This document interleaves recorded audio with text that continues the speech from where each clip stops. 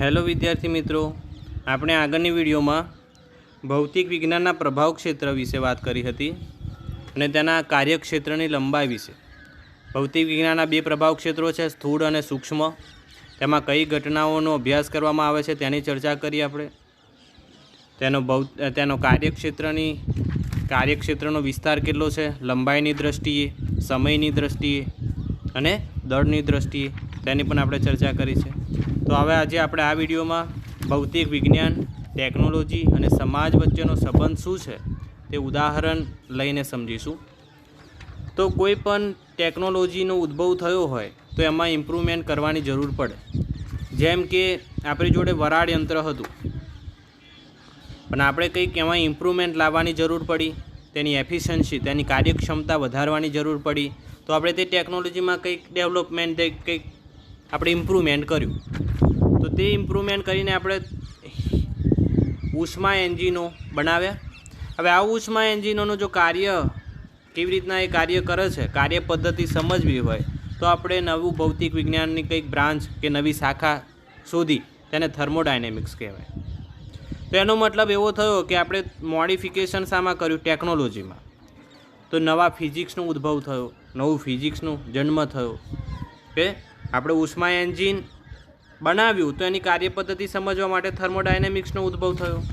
તો એવી જ રીતે કોઈ ફિઝિક્સના લીધે, કોઈ નવા ફિઝિક્સના લીધે તમારે નવી ટેકનોલોજી ઉદ્ભવ થાય છે. જેમ કે આપણે ફિઝિક્સમાં ભણીએ છીએ કે વિદ્યુત અને ચુંબકત્વના મૂળભૂત સિદ્ધાંતો, નિયમો. તો વિદ્યુત અને ચુંબકત્વના મૂળભૂત નિયમોનો ઉપયોગ કરીને વાયરલેસ કમ્યુનિકેશન ટેકનોલોજીનો ઉદ્ભવ થયો. એટલે ઇન શોર્ટ આપણે એવું કહી શકીએ કે નવું ભૌતિક વિજ્ઞાન કે નવું ફિઝિક્સ નવી ટેકનોલોજીનો ઉદ્ભવ કરે છે, અને નવી ટેકનોલોજી નવા ફિઝિક્સનો ઉદ્ભવ કરે છે. જેમ કે આપણે સેમિકન્ડક્ટર એટલે અર્ધવાહકોનો અભ્યાસ કરીને સિલિકોન ચિપ બનાવી. તો તે સિલિકોન ચિપનો મહત્ત્વનો ફાળો રહ્યો છે કોમ્પ્યુટર ક્ષેત્રે. કોમ્પ્યુટરો, લેપટોપ, ટીવી, એલઈડી લાઇટ્સ, આ બધું બનાવવા માટે સિલિકોન ચિપનો બહુ મોટા ભાગનો ફાળો રહ્યો છે. તો એવું કહી શકીએ કે ભૌતિક વિજ્ઞાનમાં જો ઇમ્પ્રૂવમેન્ટ કરવામાં આવે, કાં તો કોઈ નવું ભૌતિક વિજ્ઞાન રચીએ તો નવી ટેકનોલોજી ઉત્પન્ન થાય છે, અને નવા ટેકનોલોજીના લીધે નવું ભૌતિક વિજ્ઞાન ઉત્પન્ન થાય છે.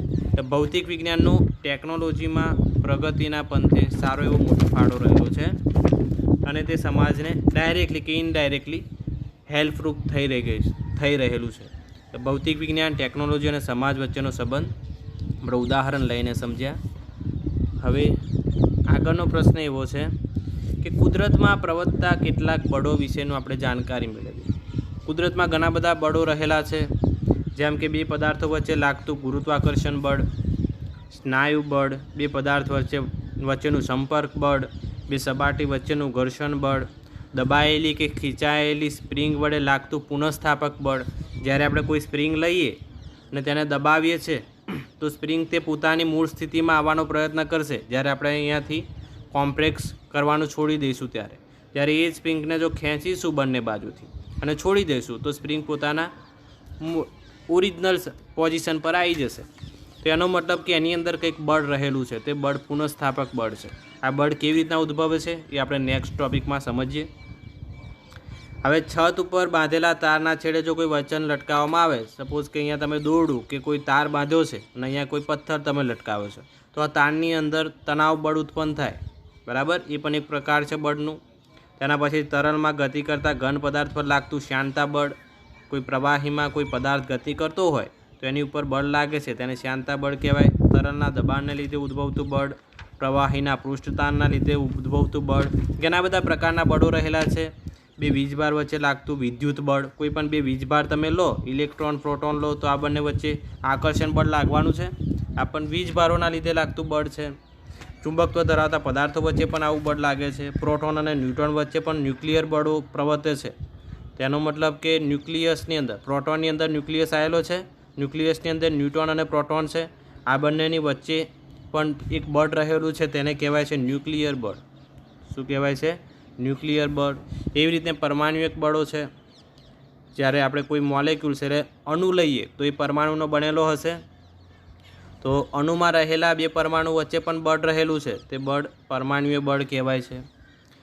આણ્વીય બળો પણ હોય છે. તો કોઈ બલ્ક મટીરિયલ એટલે સ્થૂળ પદાર્થ લઈએ તો એ અણુઓનો બનેલો છે. જેમ કે 1 ગ્રામ પાણી લો H2O તો એમાં 1022 જેટલા અણુઓ રહેલા છે, બરાબર. તો એ અણુઓ વચ્ચે પણ કંઈક બળ હશે, તે બળને કહેવાય આણ્વિક બળ. તો કુદરતમાં ઘણા બધા બળો રહેલા છે, પણ આ બધા બળો ઉદ્ભવવાના 4 ફંડામેન્ટલ મૂળભૂત બળો છે, તેની પણ આપણે આગળ ચર્ચા કરીશું. તેના પછીનો પ્રશ્ન છે કે પુનઃસ્થાપક બળ એ સ્થિતિસ્થાપક સ્પ્રિંગમાં જે બળ ઉત્પન્ન થાય છે તે કેવી રીતે ઉદ્ભવ થાય છે, બરાબર. તો આપણે જ્યારે કોઈ સ્પ્રિંગ લઈએ ત્યારે આપણે દબાવીએ છીએ. જ્યારે આપણે આ દબાવવાનું છોડી દઈએ છીએ ત્યારે સ્પ્રિંગ તેની મૂળ સ્થિતિમાં આવી જાય છે. તેનો મતલબ કે એની અંદર કંઈક બળ રહેલું છે. એવી જ રીતે જ્યારે આ સ્પ્રિંગને આપણે ખેંચીશું અને ફરી છોડી દઈશું તો મૂળ સ્થિતિમાં પાછી સ્પ્રિંગ આવી જશે. એનો મતલબ કે કંઈક તો બળ એવું છે કે સ્પ્રિંગને તેની મૂળ સ્થિતિમાં લાવે છે, તેને પુનઃસ્થાપક બળ કહેવાય. તો પુનઃસ્થાપક બળ કેવી રીતના ઉદ્ભવે છે? તો સ્પ્રિંગની અંદર પાર્ટિકલ્સ એટલે કણો રહેલા છે. આ કણોને જ્યારે તમે અહીંયાથી દબાવશો તો બે વચ્ચેનું અપાકર્ષણ બળ છે તે આપણે જે બહારથી બળ આપીએ છીએ તેનો વિરોધ કરશે. એવી જ રીતે જ્યારે તમે આ સ્પ્રિંગને ખેંચો છો બહારની તરફ, કોઈ સ્પ્રિંગને તમને બહારની તરફ ખેંચો તો કોઈ બે કણ રહેલા હશે સ્પ્રિંગના, એ દૂર જવાના, તો એની વચ્ચેનું આકર્ષણ બળ આ બળની વિરુદ્ધ કામ કરશે.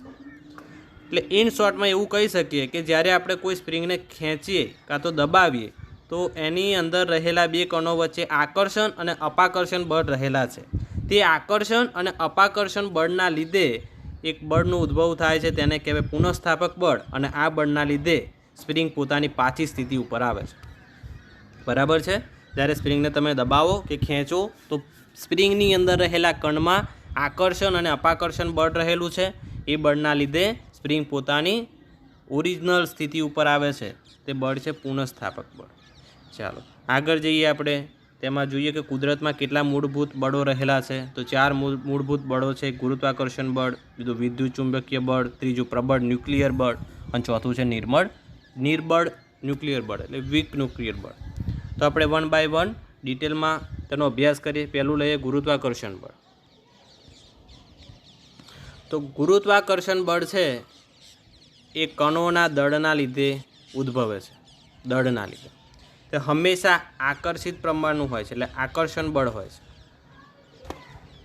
તે લોંગ રેન્જ એટલે લાંબા અંતરો સુધી એટલે ગુરુત્વ બળ છે. ગુરુત્વ બળનો મતલબ શું થયો કે લાંબા અંતરો સુધી આ બળ લાગે છે. જેમ કે આને સાર્વત્રિક બળ કહેવાય. કેમ સાર્વત્રિક? ગુરુ અંતર, લાંબા અંતર સુધી પણ આ ગુરુત્વાકર્ષણ બળની અસર દેખાય છે. એક એક્ઝામ્પલ લઈએ, ઉદાહરણ લઈએ કે ચંદ્ર અને કૃત્રિમ ઉપગ્રહો, સૂર્યને અનુલક્ષીને ગ્રહોનું પરિભ્રમણ, પૃથ્વી પરથી પડતા કોઈ પદાર્થની ગતિ, આ બધું ગુરુત્વાકર્ષણ બળના લીધે થાય છે. અર્થની આજુબાજુ કોઈ કૃત્રિમ ઉપગ્રહો પરિભ્રમણ કરે છે. મૂન એટલે ચંદ્ર પરિભ્રમણ કરે છે. તો પૃથ્વી અને મૂન વચ્ચેના ગુરુત્વાકર્ષણ બળના લીધે કોઈ ચોક્કસ કક્ષામાં ચંદ્ર ફરી રહ્યો છે. કયું બળ જવાબદાર છે? ગુરુત્વાકર્ષણ બળ. એ જ રીતે ઘણા બધા ગ્રહો સૂર્યની આજુબાજુ ગતિ કરે છે, એ પણ ગુરુત્વાકર્ષણ બળના લીધે ગતિ કરે છે. તો ગુરુત્વાકર્ષણ બળ કોઈ પદાર્થના દળના લીધે ઉદ્ભવે છે. તે આકર્ષણ પ્રકારનું બળ છે. તે ગુરુઅંતરીય એટલે લાંબા અંતર સુધી પણ આ લાગી શકે છે, એટલે સાર્વત્રિક બળ છે. તો એના ઉદાહરણો છે પૃથ્વીની આસપાસ ચંદ્ર અને કૃત્રિમ ઉપગ્રહોનું પરિભ્રમણ આ બળના લીધે થાય છે. કોઈ ચોક્કસ કક્ષામાં ફરે છે ચંદ્ર અને કૃત્રિમ ઉપગ્રહો. એ જ રીતે સૂર્યની અનુલક્ષીને ગ્રહોનું પરિભ્રમણ થાય છે. પૃથ્વી પર પડતા પદાર્થની ગતિ ગુરુત્વ બળ દ્વારા નિયંત્રિત થાય છે. તો આ હતું ગુરુત્વાકર્ષણ બળ વિશેની સમજૂતી. તેના પછી છે બીજા નંબરનું બળ, તે છે વિદ્યુત ચુંબકીય બળ. તો આ બળ વિદ્યુત ભારિત કણોના લીધે ઉદ્ભવે છે. વિદ્યુત ભારિત કણોની વચ્ચે ઉદ્ભવે છે. હવે આપણને ખબર છે કે વિદ્યુત ભારો બે પ્રકારના હોય, ધન પણ હોય છે અને ઋણ પણ હોય છે. તો જો આપણી જોડે બે સરખા વિદ્યુત ભારો હશે કે ધન હોય કાં તો ઋણ, તો આ ધન કાં તો ઋણ વચ્ચે લાગતું બળ એ અપાકર્ષણ બળ હશે. અને જો આપણી જોડે અસમાન વિદ્યુત ભારો હશે ધન ઋણ, ત્યારે જે બળ લાગશે તે આકર્ષણ પ્રકારનું હશે. આનો મતલબ એમ થયો કે વિદ્યુત ચુંબકીય બળ કાં તો આકર્ષિત હોય કાં તો અપાકર્ષણ પણ હોય, બરાબર? કેમ કે બે પ્રકારના વિદ્યુત ભારો રહેલા છે એટલે. જ્યારે આ વિદ્યુત ભારો સ્થિર સ્થિતિમાં હશે ત્યારે આ બળને આપણે કુલમના નિયમ પ્રમાણે આપી શકીએ છીએ, તે છે K(Q1Q2/r²). તે બળ બંને વિદ્યુત ભારોના ગુણાકારના સમપ્રમાણમાં અને તેમની વચ્ચેના અંતરના વર્ગના વ્યસ્ત પ્રમાણમાં છે, અને કુલમ બળ કહેવાય. તો જ્યારે વિદ્યુત ભારો સ્થિર સ્થિતિમાં હશે ત્યારે આ બળને તમે આ રીતે આપી શકો. પણ જ્યારે વિદ્યુત ભારો ગતિ કરે એટલે વિદ્યુત પ્રવાહની રચના કરે. આપણે 10માં ભણી ગયા કે ઓસ્ટેડે એક નિયમ આપ્યો હતો કે જ્યારે કોઈ વાહક તારમાંથી વિદ્યુત પ્રવાહ પસાર થાય તો એની આજુબાજુ તે ચુંબકીય ક્ષેત્ર ઉત્પન્ન કરે, અને આ ચુંબકીય ક્ષેત્રના લીધે જે વિદ્યુત ભારો વહન કરે છે એમની ઉપર બળ લાગે. આ બળને ચુંબકીય બળ કહેવાય, ચુંબકીય બળ કહેવાય. Is it okay? જ્યારે કોઈ વાહક તારમાંથી વિદ્યુત ભારો વહન કરે છે તો વિદ્યુત પ્રવાહનું નિર્માણ કરે છે, અને 10માં આપણે ભણી ગયા કે કોઈ પણ વાહક તારમાંથી વિદ્યુત પ્રવાહ પસાર થાય તો એની આજુબાજુ ચુંબકીય ક્ષેત્ર ઉત્પન્ન થાય, અને આ ચુંબકીય ક્ષેત્રના લીધે આ ગતિ કરતા વિદ્યુત ભારો ઉપર બળ લાગે, અને આ બળ છે તે ચુંબકીય બળ છે. પરંતુ આ વિદ્યુત અને ચુંબકીય ક્ષેત્રની સંયુક્ત અસરને કોઈ દિવસ અલગ પાડી શકાતી નથી. તેથી આ બળને આપણે વિદ્યુત ચુંબકીય બળ કહીશું. કેમ વિદ્યુત ચુંબકીય બળ કહેવામાં આવે છે? કે વિદ્યુત અને ચુંબકીય ક્ષેત્રની જે સંયુક્ત અસર છે કે જ્યારે વિદ્યુત ભારો ગતિ કરે છે, પ્રવાહ રચે છે એટલે વિદ્યુત ક્ષેત્ર છે, અને એની આજુબાજુ ચુંબકીય ક્ષેત્ર છે. તો આ જે સંયુક્ત રચના છે તેને આપણે અલગ નથી કરી શકતા, એટલા માટે આ બળને વિદ્યુત ચુંબકીય બળ તરીકે ઓળખવામાં આવે છે. આ ગુરુ અંતરીય છે, લાંબા અંતર સુધી લાગે છે. આ બળ લાગવા માટે કોઈ માધ્યમની જરૂર પડતી નથી, બરાબર? બીજું કે આ વિદ્યુત ચુંબકીય બળ ગુરુત્વાકર્ષણ બળ કરતાં સ્ટ્રોંગેસ્ટ છે, એટલે પ્રબળ છે. કેટલું પ્રબળ છે?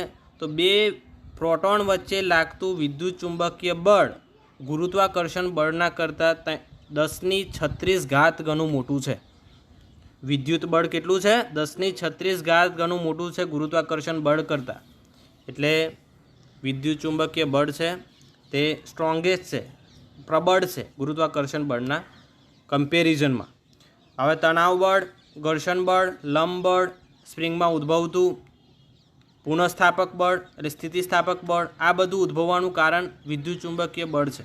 કેમ કે સ્પ્રિંગની અંદર રહેલા જે ચાર્જ પાર્ટિકલ્સ એટલે વિદ્યુત ભારિત કણો છે તેમની વચ્ચે આકર્ષણ અને અપાકર્ષણ બળ લાગે છે, તેના લીધે સ્થિતિસ્થાપક બળ ઉત્પન્ન થાય છે. એટલે આ ફંડામેન્ટલ જે મૂળભૂત બળો છે તેના કારણે જ બીજા બળોનું ઉત્પત્તિ થાય છે. તેના પછી જોઈએ કે ગુરુત્વાકર્ષણ બળ અને વિદ્યુત ચુંબકીય બળ વચ્ચેનો તફાવત. તો ગુરુત્વાકર્ષણ બળ છે તે પદાર્થ વચ્ચેના 2 પદાર્થના દળના લીધે લાગે છે, જ્યારે વિદ્યુત ચુંબકીય બળ છે એ કોઈપણ પદાર્થ કાં તો કણની ઉપર રહેલા વિદ્યુત ભારોના લીધે લાગે છે. તેથી 2 પ્રકારનું હોય, આકર્ષણ પર હોય અને અપાકર્ષણ પણ હોય. જ્યારે ગુરુત્વાકર્ષણ બળ હંમેશા અપાકર્ષણ હોય, કારણ કે માસ એટલે દળ કોઈ દિવસ નેગેટિવ હોતું નથી, ઋણ ના હોય. જ્યારે વિદ્યુત ભારો ધન પણ હોય અને ઋણ પણ હોય. તેના કારણે વિદ્યુત ચુંબકીય બળ આકર્ષી પ્રકારનું પણ હોય અને અપાકર્ષણ પણ હોય, જ્યારે ગુરુત્વાકર્ષણ બળ હંમેશા માટે આકર્ષણ પ્રકારનું જ હોય છે. આ બળનું મૂલ્ય 2 પદાર્થો વચ્ચેના માધ્યમ પર આધાર રાખતું નથી. 2 પદાર્થો તમે લીધા છે તેમની વચ્ચે કયું માધ્યમ છે, એર એટલે હવા છે, વેક્યુમ એટલે શૂન્ય અવકાશ છે, તેના ઉપર આધાર રાખતું નથી. પણ જ્યારે વિદ્યુત ચુંબકીય બળની વાત કરીએ ત્યારે કોઈ પણ 2 પદાર્થ વચ્ચેના મીડિયમ ઉપર આધાર એટલે માધ્યમ ઉપર આધાર રાખે છે. વિદ્યુત ચુંબકીય બળ 2 પદાર્થોની વચ્ચે જ્યારે હવા હશે ત્યારે પણ જુદું હશે, અને 2 પદાર્થો આપણે શૂન્ય અવકાશમાં મૂક્યા છે ત્યારે પણ વિદ્યુત ચુંબકીય બળ જુદું હશે. હવે વિદ્યુત ચુંબકીય બળ કરતાં ગુરુત્વાકર્ષી બળ કેવું છે? નબળું છે. જ્યારે ગુરુત્વાકર્ષી બળ કરતાં વિદ્યુત ચુંબકીય બળ પ્રબળ છે. તો આ 2 માર્કનો પ્રશ્ન થયો. તેના પછી જોઈએ 3જા નંબરનું મૂળભૂત બળ, તે છે પ્રબળ ન્યુક્લિયર બળ, સ્ટ્રોંગ ન્યુક્લિયર બળ. બરાબર? તો આ ન્યુક્લિયર બળ ક્યારે ઉદ્ભવે અને કોની વચ્ચે ઉદ્ભવે? તો ન્યુક્લિયર બળ હંમેશા પ્રોટોન અને ન્યુટ્રોન્સ, જેને ન્યુક્લિયોન્સ કહેવામાં આવે છે, તેમની વચ્ચે આ પ્રકારનું બળ હોય છે. તો આપણે કેવી રીતે કહી શકીએ કે આ બળ અસ્તિત્વ ધરાવે છે? તો આપણે એક એક્ઝામ્પલ લઈએ. આપણે જાણીએ છીએ કે પરમાણુની સેન્ટરમાં એટલે મધ્યમાં જે રચના છે તેને ન્યુક્લિયસ કહીએ છીએ. શું છે આ? ન્યુક્લિયસ. ન્યુક્લિયસની અંદર ન્યુટ્રોન અને પ્રોટોન એમ બે પ્રકારના કણો રહેલા છે, ન્યુટ્રોન અને પ્રોટોન. તો આને ન્યુક્લિયોન્સ કહેવાય. હવે એ પણ જાણીએ છીએ કે પણ બે ન્યુટ્રોન્સ કાં તો બે પ્રોટોન વચ્ચે અપાકર્ષણ બળ લાગે છે. બે પ્રોટોન કાં તો બે ન્યુટ્રોન વચ્ચે અપાકર્ષણ બળ લાગે. જો આ ન્યુક્લિયસની અંદર રહેલા બે પ્રોટોન કાં તો બે ન્યુટ્રોન વચ્ચે ખાલી અપાકર્ષણ બળ હોય તો આ અપાકર્ષણના બળના લીધે આ ન્યુક્લિયસ તૂટી જશે. તો એનો મતલબ એવો થયો કે ન્યુક્લિયસ તેનું પોતાનું બંધારણ જાળવી રાખે છે તો કંઈક આકર્ષી પ્રકારનું બળ હોવું જોઈએ. બરાબર? કોઈ આપણે પરમાણુ વિચારીએ, તેની અંદર રહેલો ન્યુક્લિયસની અંદર ન્યુટ્રોન અને પ્રોટોન નામના બે કણો રહેલા છે, તેને ન્યુક્લિયોન્સ કહેવાય છે. એ બેની વચ્ચે ધારો કે ન્યુટ્રોન અને ન્યુટ્રોન લઈએ કાં તો પ્રોટોન અને પ્રોટોન લઈએ તો આ કણોની વચ્ચે અપાકર્ષી બળ રહેલું છે. જો આ બળ એકલું ન્યુક્લિયસની અંદર રહેલા કણો વચ્ચે હોય તો આ ન્યુક્લિયસનું બંધારણ જળવાઈ રહેશે નહીં અને ન્યુક્લિયસ તૂટી જશે. તો પરમાણુ તો અસ્થાયી થઈ જાય. પણ આપણે જાણીએ છીએ કે પરમાણુ તો ન્યુટ્રલ છે, સ્થાયી છે. તેનો મતલબ એમ થયો કે આ કણો વચ્ચે કંઈક આકર્ષી પ્રકારનું બળ હોવું જોઈએ અને તે બળ છે તેને સ્ટ્રોંગ ન્યુક્લિયર બળ કાં તો પ્રબળ ન્યુક્લિયર બળ કહેવામાં આવે છે. પણ આ ન્યુક્લિયર બળ છે એ શોર્ટ રેન્જ છે, એટલે લઘુ અંતરીય છે, નાના અંતરો સુધી જ લાગશે. પ્રોટોન અને પ્રોટોન વચ્ચે પણ લાગે અને આકર્ષિત પ્રકારનું, અહીંયા એ ધ્યાન રાખજો કે પ્રોટોન અને પ્રોટોન વચ્ચે આકર્ષિત પ્રકારનું પણ બળ રહેલું છે, તેને પ્રબળ ન્યુક્લિયર બળ કહેવાય. તે પ્રોટોન અને ન્યુટ્રોન વચ્ચે પણ લાગશે અને ન્યુટ્રોન અને ન્યુટ્રોન વચ્ચે પણ લાગશે. પણ શોર્ટ રેન્જ છે તેની અવધિ એટલે તેનું કાર્યક્ષેત્રની લંબાઈ કેટલી હશે કે ન્યુક્લિયસની અંદર જ લાગશે. તેનો મતલબ 10⁻15 મીટર. આ ન્યુક્લિયસની ત્રિજ્યા જેટલું એની અંદર જ આ પ્રકારનું બળ જોવા મળશે. બરાબર? એટલે લઘુ અંતરીય બળ છે. આ એક પ્રશ્ન થાય કે ગુરુઅંતરીય બળ કયું હતું? વિદ્યુત ચુંબકીય બળ, એ છે ગુરુઅંતરીય બળ હતું. ગ્રેવિટેશનલ ફોર્સ એટલે ગુરુત્વાકર્ષણ બળ છે ગુરુઅંતરીય બળ હતું. જ્યારે આ છે લઘુ અંતરીય બળ કહેવાય. એ કોઈ ઓછા અંતરોમાં લાગે છે ન્યુક્લિયસની અંદર, એટલે 10⁻15 જેટલા વિસ્તારમાં આ બળ લાગે છે. આ બળ કેવા પ્રકારનું છે? આકર્ષિત બળ છે. અને આ વિદ્યુત ભાર ઉપર આધારિત નથી. તે પ્રોટોન વચ્ચે પણ સરખું લાગશે, પ્રોટોન ન્યુટ્રોન વચ્ચે પણ સરખું લાગશે અને ન્યુટ્રોન વચ્ચે પણ સરખું લાગશે. અહીંયા એ પણ ધ્યાન રાખો કે આ બળ કોઈ દિવસ ન્યુટ્રોન ઇલેક્ટ્રોન કાં તો પ્રોટોન ઇલેક્ટ્રોન વચ્ચે લાગતું નથી. કેમ કે આપણે જોયું કે આ બળ ન્યુક્લિયસની અંદર જ છે. આ બળનું અસ્તિત્વ ક્યાં છે? ન્યુક્લિયસની અંદર. અને ન્યુક્લિયસની આજુબાજુ ઇલેક્ટ્રોન ગતિ કરે છે. પરમાણુ આપણો છે, પરમાણુની સેન્ટરમાં એટલે મધ્યમાં આવેલી જે રચના છે તેને ન્યુક્લિયસ કહે છે. તેની અંદર ન્યુટ્રોન અને પ્રોટોન છે. હવે ન્યુક્લિયસની આજુબાજુ ઇલેક્ટ્રોન ગતિ કરે છે. તો આ ઇલેક્ટ્રોન અને પ્રોટોન વચ્ચે આ પ્રકારનું બળ નહીં હોય. કયા પ્રકારનું? સ્ટ્રોંગ ન્યુક્લિયર એટલે પ્રબળ ન્યુક્લિયર બળ. કારણ કે પ્રબળ ન્યુક્લિયર બળ હંમેશા ન્યુક્લિયસની અંદર જ અસ્તિત્વ ધરાવે છે. તેની લંબાઈ છે 10⁻15 મીટર. એનો મતલબ ન્યુક્લિયસની ત્રિજ્યા જેટલું. એટલે ન્યુટ્રોન પ્રોટોન કાં તો પ્રોટોન અને ન્યુટ્રોન અને ઇલેક્ટ્રોન, પ્રોટોન અને ઇલેક્ટ્રોન વચ્ચે આવા પ્રકારનું બળ લાગતું નથી. ઓકે?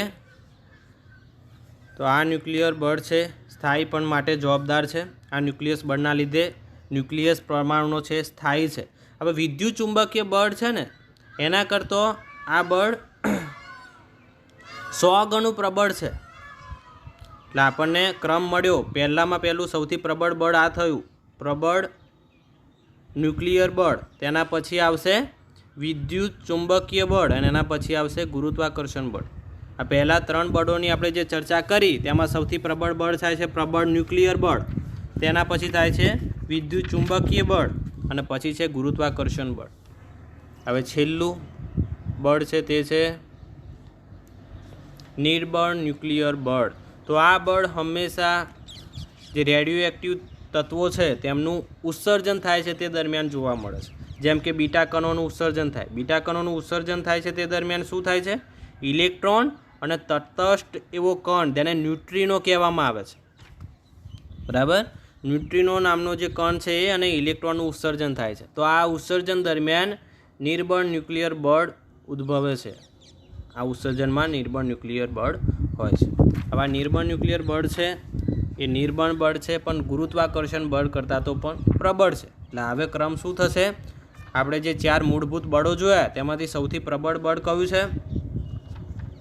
સૌથી પ્રબળ બળ થશે પ્રબળ ન્યુક્લિયર બળ. તેના પછી આવશે વિદ્યુત ચુંબકીય બળ. તેના પછી આવશે નિર્બળ ન્યુક્લિયર બળ અને એના પછી આવશે ગુરુત્વાકર્ષણ બળ. તો આ એક MCQ ક્વેશ્ચન થયો. આપણા 4 મૂળભૂત બળોમાંથી સૌથી પ્રબળ બળ પ્રબળ ન્યુક્લિયર બળ, તેના પછી આવશે વિદ્યુત ચુંબકીય બળ, તેના પછી આવશે નિર્બળ ન્યુક્લિયર બળ અને પછી આવશે ગુરુત્વાકર્ષણ બળ. બરાબર.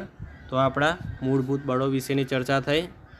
હવે આપણે પછીના વિડીયોમાં આ બળોનું એકીકરણ વિશેનું ભણીશું અને તેનું નેચર શું છે તે પણ આપણે ભણીશું. સંરક્ષણના નિયમો ભણીશું. Okay, thank you.